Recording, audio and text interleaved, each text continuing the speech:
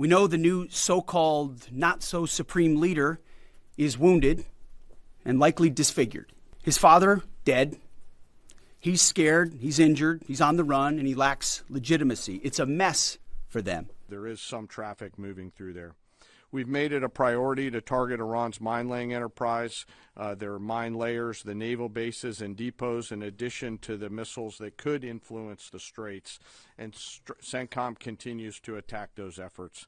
In just the first 13 days of this operation, our artillery forces have made history. They fired the first precision strike missiles ever used in combat, reaching deep into enemy territory. They've used Army ATACMS to sink multiple ships, including a submarine, and they've done all of this.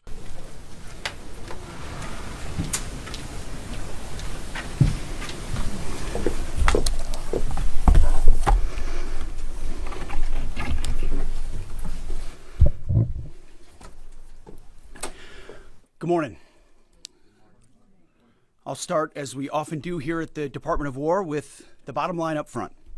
For the world to hear and the press to actually admit that the United States is decimating the radical Iranian regime's military in a way the world has never seen before. Never before has a modern, capable military, which Iran used to have, been so quickly destroyed and made combat ineffective, devastated. We said it would not be a fair fight, and it has not been. As I stated during our first press conference on day 2, that was 10 short days ago, the combination of the world's two most powerful air forces is unprecedented and unbeatable. Between our air force and that of the Israelis, over 15,000 enemy targets have been struck. That's well over 1,000 a day. No other combination of countries in the world can do that. So today, as we speak, we fly over the top of Iran and Tehran. Fighters and bombers all day, picking targets as they choose. As our intelligence gets better and better and more refined. Looking up, the IRGC and Iranian regime sees only two things on the side of aircraft: the stars and stripes and the Star of David. The evil regime's worst nightmare. Iran has no air defenses. Iran has no air force. Iran has no navy. Their missiles, their missile launchers and drones being destroyed or shot out of the sky. Their missile volume is down 90%. Their one-way attack drones yesterday, down 95%. And as the world is seeing, they are exercising sheer desperation in the Straits of Hormuz. Something we're dealing with. We have been dealing with it, and don't need to worry about it.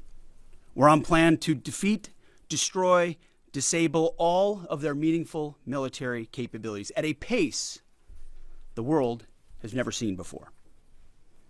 But it's not just that Iran doesn't have a functioning air force, or that their entire navy is at the bottom of the Persian Gulf, or their missile force is shrinking daily.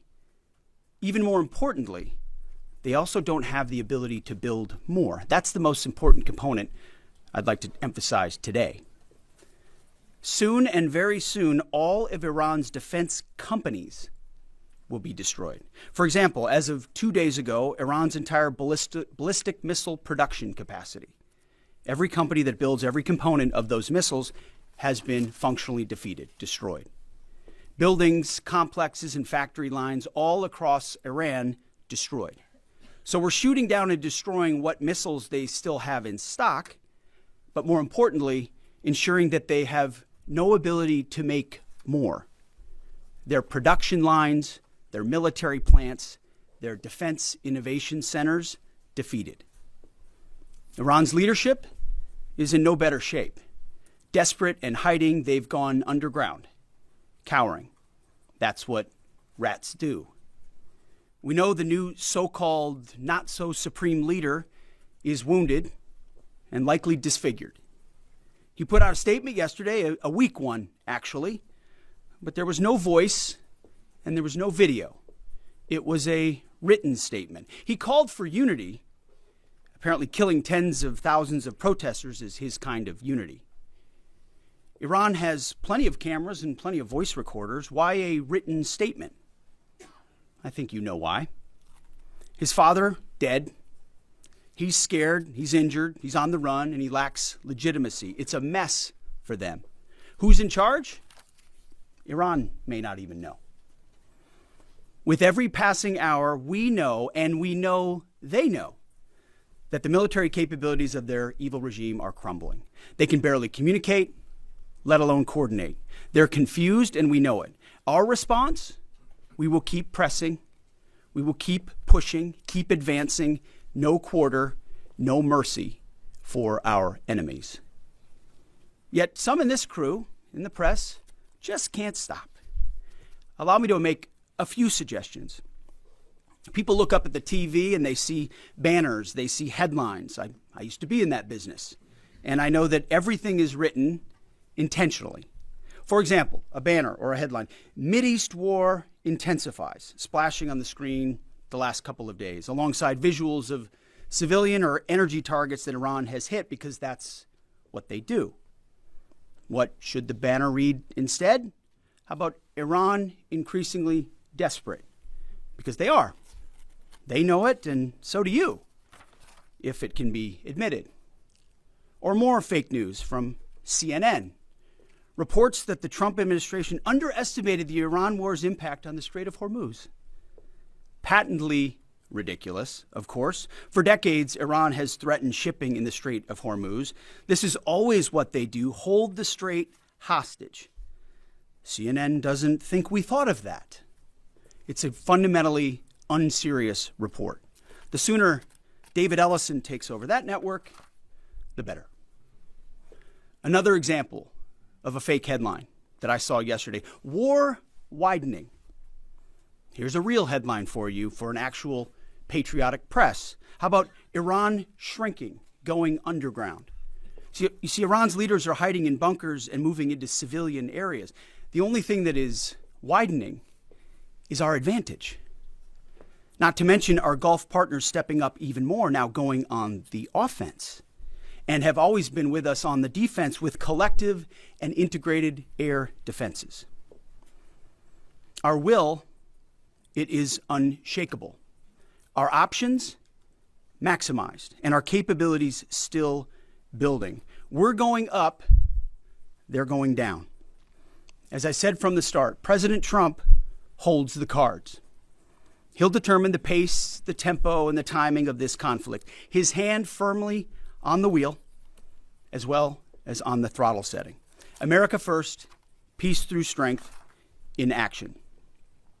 From day one, as our nation expects and the president demands, our warriors have fought with lethality, precision, and rapid innovation. In fact, today will be, yet again, the highest volume of strikes that America has put over the skies of Iran and Tehran. The number of sorties and number of bomber pulses, the highest yet, ramping up and only up. And quantity has a quality of its own as we continue to ramp up. Every tool of AI, of cyber, of space, EW, counter UAS, you name it, we're employing it. Blinding, confusing, and deceiving our enemy. Because we know who the good guys are here. And the American people do too. And that makes my job simple. I serve God, the troops, the country, the Constitution, and the President of the United States, and answer only to those. All in service of victory on the battlefield and the military objectives that we've laid out from day one. Defeat the missiles, missile launchers, and defense industrial base, which I laid out today. Defeat the Navy and deny Iran the ability to have a nuclear weapon. Clear, decisive, achievable. And Admiral Cooper knows, the CENTCOM commander who we spent a couple of hours with last night, that in pursuit of those objectives, we have his back in every way. His commanders know that, and so do the troops in harm's way. Admiral Cooper gets what he needs, the assets, the authorities, the munitions, you name it. We will stop at nothing to win. War is hell. War is chaos. And as we saw yesterday with the tragic crash of our KC-135 tanker, bad things can happen. American heroes, all of them. And as I have with all of them, as we have, we will greet those heroes at Dover and their sacrifice will only recommit us to the resolve of this mission. But war in this context and in pursuit of peace is necessary, which is why each day on bended knee we continue to appeal to heaven, to Almighty God's providence, to watch over and give special skill and confidence to our leaders and to our warriors. To those warriors who this nation prays for every single day, I hear from all of you out there who pray for them every day. Stay on bended knee and pray for them. I continue to say to them, Godspeed. May the Lord bless you and keep keep going. Mr. Chairman, over to you.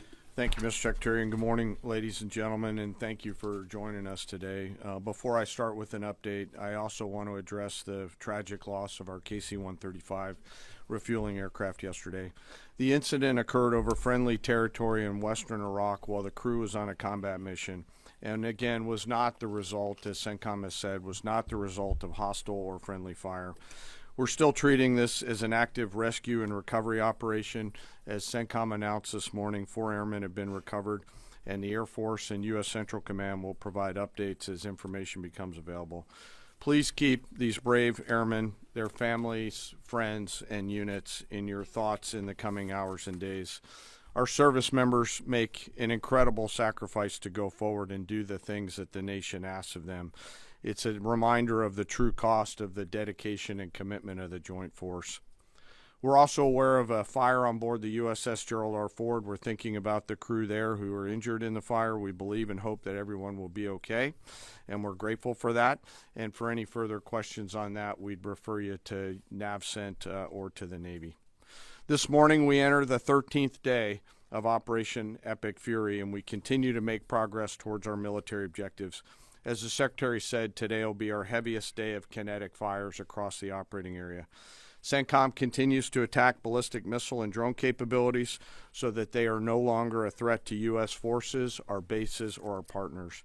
They're continuing to destroy the Iranian Navy to ensure freedom of navigation, and this means going after Iran's mine-laying capability and destroying their ability to attack commercial vessels.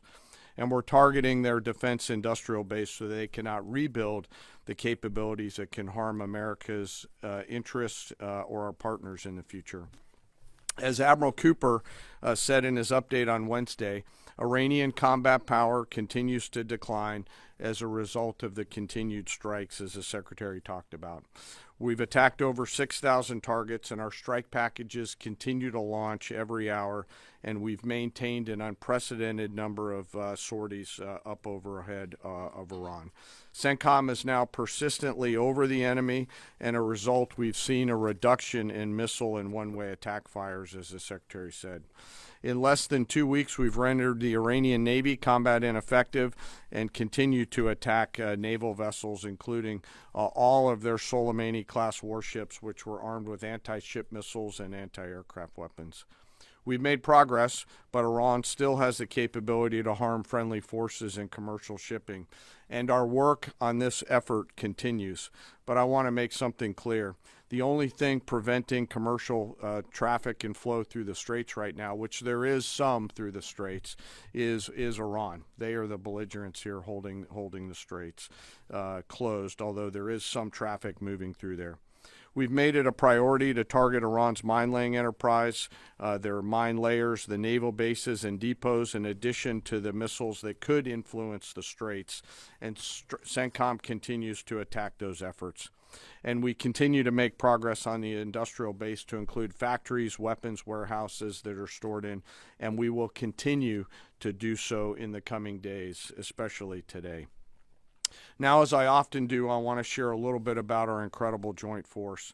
Today, I'm going to talk about our incredible artillery force comprised of American soldiers and Marines who've been sinking ships, destroying depots, and launching Army Tactical Missile Systems, or ATACMS, precision strike missiles, or PrSMs, and high-mobility rocket systems, or HIMARS.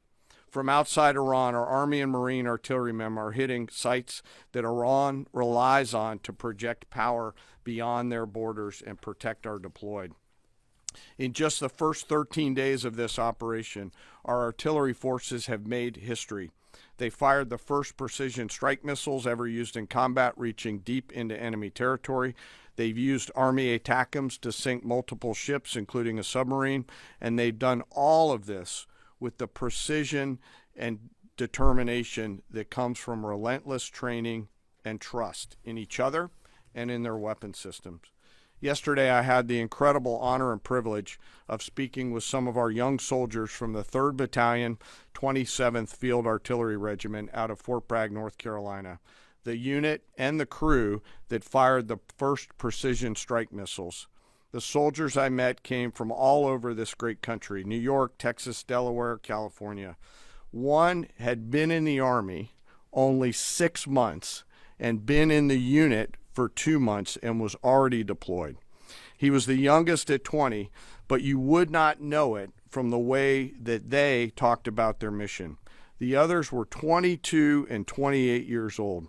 They spoke with the sense of calm pride, purpose, and clarity that tells you clearly they understand the weight of what they're doing and the people who depend on them. I asked them to walk me through a fire mission. I asked not just what they do, but what they feel, especially those first crew members on this particular mission. These soldiers basically live in these vehicles behind us. The cab, very tight, 2 folks sit next to each other with the crew commander behind them.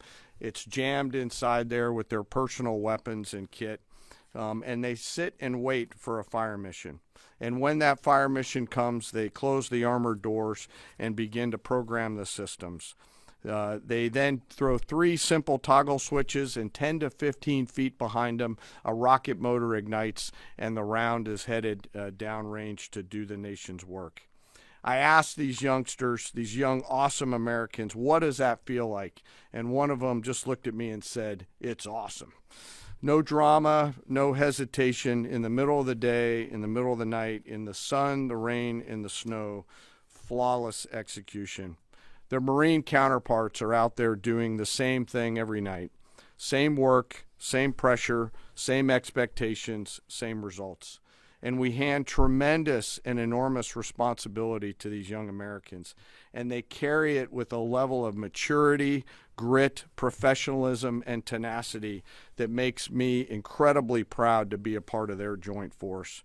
Their parents and families would and should be incredibly proud, and their leaders and I trust them to do the deeds that they must do in difficult circumstances every single time. I also want to touch today a moment, I want to touch for a moment today on their leadership.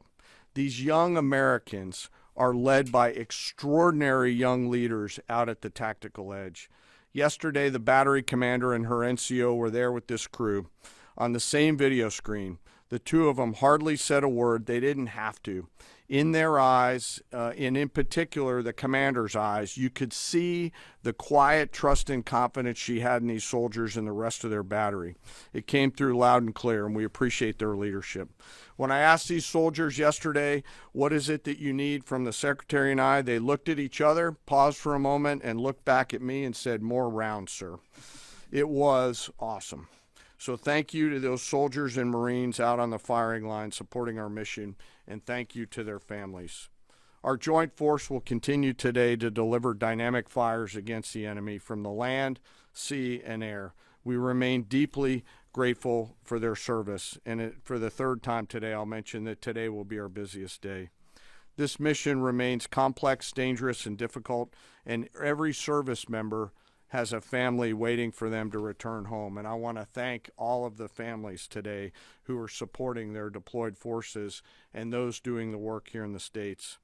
On a personal note today, I also want to thank the Joint Staff and the team that I have the pleasure of working with, some of them right here in this room. They are working 24 hours a day to deliver the options that we must to the Secretary and to the President. Today, as I close, I ask that we remember our fallen and those participating in the recovery operations to bring home our lost KC-135 crew, that we keep those service members and their families in their thoughts and prayers. Those are very, very, very tough days when that knock comes on the door for people on both sides of the door. Again, thank you to our deployed, thank you to our fallen, and to their families, and to the Joint Force. And with that, I'll turn it back to you, sir. Mr. Chairman. Alexandra Ingersoll, One America News. Can you tell us a little bit more about the Strait of Hormuz and when it might be fully operational again? And how do we ensure our objective of denying Iran a nuclear weapon if they continue to align with our adversaries? So I'll take it and chime in, Mr. Chairman, if you'd like it all. I want to emphasize what the chairman said about that. The only thing prohibiting transit in the Straits right now is Iran shooting at shipping. It is open for transit should Iran not do that. Now, there's a reason why we chose, as one of our primary objectives, destroy the Navy. We understood the ability to interdict shipping is something Iran has done for 40 years. It's key terrain. They've used it as leverage. The world is seeing what they'll do to fight back in that context. And so we've heard them talk about taking various measures, and we're planning for all of them. So we have a plan for every option here. We're working with our interagency partners, and that's not a strait we're going to allow to remain contested or with a lack of flow of commercial goods. So we're aware of that. We're laser focused on our military objectives, but also want to make sure our partners across this government understand we're working with you to make sure that energy flows. And that's an important part. And the second question was on the nuclear capability. As we said from the beginning, their strategy shifted just from defense of their nuclear facilities to a conventional umbrella of so many missiles that no one would challenge their ability to the opportunity to defeat their nuclear capabilities. And it was growing by the day. So with Iran at its weakest moment, going at that ballistic missile capability creates an opportunity to ensure at any point in time that Iran give up their nuclear capabilities, or if need be, you prevent them from doing it, as the president has done once already with Operation Midnight Hammer, obliterating those capabilities. So the conventional side is a huge part at getting at denying nuclear capabilities, if you have anything you want to add. I appreciate the question. I'm not going to comment on what we may or may not be thinking about any options that the Joint Force could be tasked to do in the future, whether it's on the nuke matter or anything else. Thank you. But we have options. The mines that are in the Strait of Hormuz and our ability to, obliterate them? We retain a range of options to solve a whole variety of problems, and that is one set of options that we have, that we hold on to. So, absolutely. Thank you. Thank you, Secretary Hegseth. Mary Margaret with Daily Wire. Thank you both for the update. ABC News has updated its story from yesterday, clarifying that the FBI report on Iran possibly striking California was unverified. I just want to ask you, what impact did that original reporting have on the public, and does Iran even have the ability to conduct such a strike? And then just really quickly on another note, what role did Vice President Vance play in counseling the president on this conflict? Can you speak to some of the media reporting suggesting that there is a division there? That reporting on California obviously had no impact on us. Also, we're used to bad reporting. We're used to ill-informed reporting. And so it doesn't change how we operate, but we engage with it to prove that it's not true, as CENTCOM has done so well. Ultimately, I look at the reports on a daily basis of our interagencies all over it. My partners across government are all over, looking for indications and warnings, keeping the American people safe. There's a lot of things Iran has said it can do for a long time, thankfully, including engaging their proxies and getting them involved in the fight, which they haven't been able to do. So we're watching that very closely. And as far as the vice president, he's an incredible leader of this team as well, alongside the president and the Secretary of State. I can't say enough great stuff about this team, how it works together, how it provides options to the president, and the vice president every single day is a key voice in that, an indispensable voice in that, actually. In the middle there, red tie, yes. Michael Gordon, Wall Street Journal. Iran is thought to have 440 kilograms of highly enriched uranium in at least 2 locations and several thousand kilograms of lower purity material. Can you conclude this mission successfully without physically taking control of that material, or are you counting on diplomatic negotiations to provide some measure of control leading to its removal? You've mentioned missiles, you've mentioned drones, military industry. You haven't stipulated that taking care of that material is a mission priority. We've said from the beginning, deny Iran nuclear weapons as a core mission. We retain options across the spectrum to ensure that they never do. And President Trump has said that. And that's why this mission actually couldn't have been possible without midnight hammer. Without what those B-2s did going across and obliterating those facilities, that set the condition for the opportunity to do what we're doing now. So the president's kept his eye focused on nuclear capabilities. And I will say we have a range of options, up to and including Iran deciding that they will give those up, which of course we would welcome. They weren't willing to do in negotiations. I would never tell this group or the world what we're willing to do or how far we're willing to go, but we have options for sure. Right next to him. Me? No, right there. Right here, sir? Right here? I'll take it for Quarter sure. zip right there. Yep. No, you. Yep. Okay. Thank you, sir. Can you please provide some guidance? It's been 13 days in. Can you please provide some guidance, both of you, about the strike on the girls' school? There's been reporting that indicates that preliminary inquiry, even though it's ongoing, has determined that the airstrike was carried out by the United States. Given that there is another competing narrative that this was done intentionally, can you provide us with some guidance about whether this was the case? Secondly, we are also getting, we had heard yesterday from Energy Secretary Wright that said that the U.S. Navy would not be ready until the end of the month to provide escorts through the Strait of Hormuz. Is that an accurate assessment? And if so, can you tell us why? Thank you. Well, with an issue on your first topic, an issue of such seriousness, we're not going to let reporting lead us or force our hand into indicating what happened in a particular situation, because the truth matters. So I can report that CENTCOM has designated an investigating officer to complete a command investigation. The command investigation will take as long as necessary to address all the matters surrounding this incident. And the investigating officer is from outside CENTCOM and is a general officer. But I will note to this group and to the world, there's only one entity in this conflict between us and Iran that never targets civilians. Literally never targets civilians. I look at the process that's used on dynamic strikes or on boat strikes and others. We have a very high fidelity process in that case. So we don't target. Iran does. We will investigate. We'll get to the truth and we'll share it when we have it. Absolutely. And what was the second question? About the question? Strait of Hormuz, about the Navy. Secretary Wright. It's a tactically complex environment, and before I think we want to take anything through there at scale, we want to make sure that we do the work pursuant to our current military objectives to do that safely and smartly. So we're continuing to develop. And we do a lot of work. Yeah. And like I said, it is dynamic, but this is, I think, almost by 20% the largest day of strikes. And as I said, our intelligence just gets better and better. That feedback loop feeds itself. And as we refine those targets, it exponentially increases what we can hit and why, to include strategic things the world's talking about and looking at. And it's our job to have a plan for it, which we do, to address it, and ensure that the president has options. We've done that from the beginning in this department. He'll have options on that topic as well. Right here. Thank you. That strike, sir. An investigation is an investigation. That's what it is. It doesn't mean anything other than that. Yes.